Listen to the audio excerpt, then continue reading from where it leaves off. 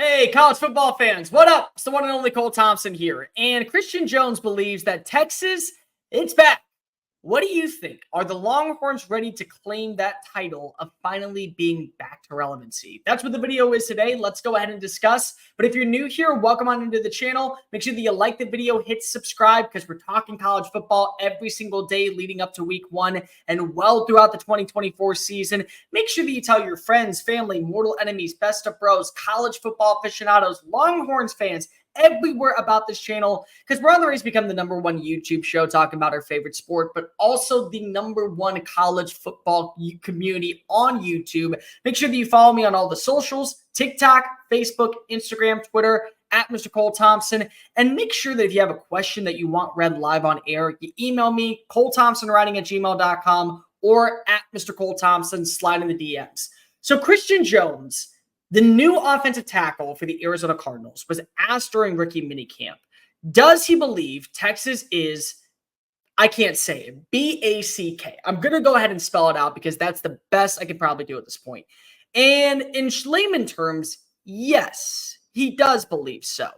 But his reasoning was actually one of the most well thought out answers I have heard about this program in a long time. He mentioned that how Steve Sarkisian and this coaching staff were able to remove the anchors and build a balanced roster filled with the oars that are pushing the program in the right direction. Great alliteration and great visual representation about what's been going on in Texas over the last few years. And to that point, he's 100% right. But the question is Texas, I can't say it, but you know what I'm trying to get to. Well, let me ask you something. Don't you have a friend that says all the time after a one-night stand of drinking nonstop and they pound back shot after shot after shot, and they go, I'm never doing it again. Never doing it again. And then Friday night rolls around and you and your buddies are starting to pregame before you go out to the bars, and then there he is showing up already 3 sheets to the wind, pounding back another bottle of tequila before the bars kick him out at 2 a.m. And then you're like, you said this last time. And then the next morning, I'm never drinking again. I'm never drinking again. That's kind of how I feel about Texas after one great season. Yeah, it's cool. You say that you are BACK, but can you prove it? Because for years, all we heard is that Texas is, nope, I'm not going to say it. You beat Notre Dame. You have the big time play. Tyron Swoop walks into the end zone or dives into the end zone. And they beat? No. And then you go ahead and you have a great win against Georgia in the Sugar Bowl. And then no. And then you go ahead and you do this past season and you make it to the college football playoff, and you're a throw away from going to the national championship, which wouldn't be a home game because Houston and Austin are separated by about 2.5 hours, but still it's close enough to where the vicinity of NRG Stadium would be clad in the burnt orange and white, surrounding everyone compared to what Michigan was. And you still have those trepidations. This is the best version of Texas, I think, that we have seen in the last decade plus. They absolutely know how to work the transfer portal in their favor, and they're at that same stage where, much like Alabama, much like Georgia, much like Ohio State, much like Michigan, much like those other pristine programs, they can pick and choose what they want in the portal. They don't have to go after certain guys that they don't believe are fits for their system. They can go add in players that not only fit the mold of what they're looking for in terms of play style, but also in terms of persona. Those who are going to match the culture internally in the locker room. And that's why when you look at the names that come on in, they're all fixtures that have some capacity of a role that was substantial at their last program, whether it be Trey Moore winning AAC Defensive Player of the Year at UTSA, or Andrew Makuba, the defensive back from Clemson that won all ACC Defensive Rookie of the Year. And then you bring in guys like Silas Bolden, Matthew Golden, Isaiah Bond. They all were fixtures in the passing attack for their respective programs. They can have that type of aura. And there's a consistent basis when you look at, well, you just lose one of your best offensive linemen in Christian Jones, and there's no panic.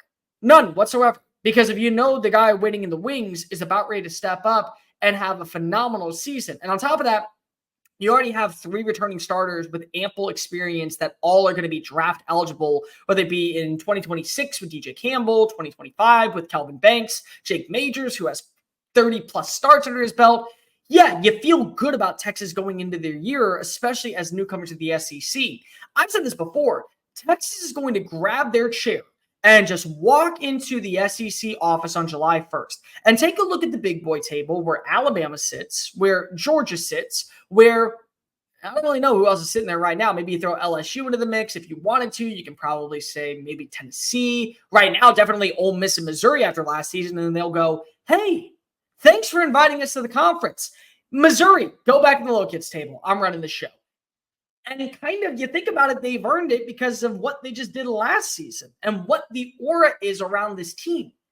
But to say that they're BACK is a little bit too rich for my liking. Not because I don't think that they will be competitive in the SEC. I think that right now, you look at Texas, they currently, according to FanDuel, have the fifth best odds to win the national championship. That's not shocking. What is shocking is saying they're there when they haven't done it yet. The one thing that I always preach to anybody out there, if you want to see change and you want me to at least admit that there is change, you have to consistently prove it. You can't just go 1 year and have a phenomenal season and go out and ball like crazy and then 8-4 rolls around and then 9-3 rolls around. Florida State is closer to being back than Texas right now, at least in my eyes, because of I've seen back-to-back double-digit win seasons, back-to-back appearances where they've gone down to the wire and nearly either won the conference or did win the conference, been a top 10 team, played in a prominent bowl game. They've done their work. And so I can say Florida State has taken that next step because of it's happened. You see the way they work the transfer portal. You see the way their recruiting has improved. And Texas has all the resources to be just on that same page. But you got to do it consistently. If Texas this year goes into the SEC, makes it to Atlanta, goes to the college football playoff, wins a playoff game, they're back. Plain and simple. Because now there is an actual baseline and a proven consistent standing that they can do this on a regular basis. But until I see it, it's hard for me to say otherwise. I believe Quinn Ewers can win a national championship. I don't believe that Quinn Ewers is as hyped as a quarterback prospect at the national level, but just because if we go ahead and we try to compare people to what they do in college versus what they do in the NFL, it's absolutely asinine. You can do something great at one level and just be mediocre at the next. It doesn't take away what you did during the process to get to that next stage. And that's kind of how I feel about Quinn Ewers. I like the wide receiver room. I love this offensive line. I love the coaching staff. It's phenomenal. And I love the work ethic that they're putting in this offseason and the way that they've built this team, understanding the last 2 years, we're not going to be in the Big 12 anymore. So we can't add in players that are Big 12 material. We got to swing for the fences and prove that we are ready to compete the second they arrive. And they can.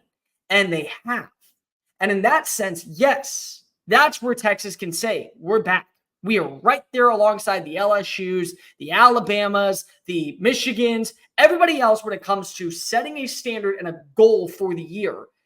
But to actually say out loud, yes, Texas is finally risen. They're no longer the same old Longhorns of old. It's a little bit too rich right now.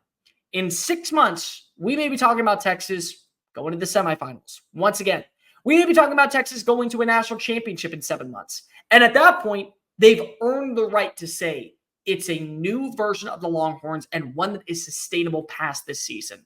But for now, let's just go ahead and say Texas had a really good season last year, and the Longhorns are about ready to take charge in the SEC. That's a good way and a great understanding that, yes, we now know Texas means business.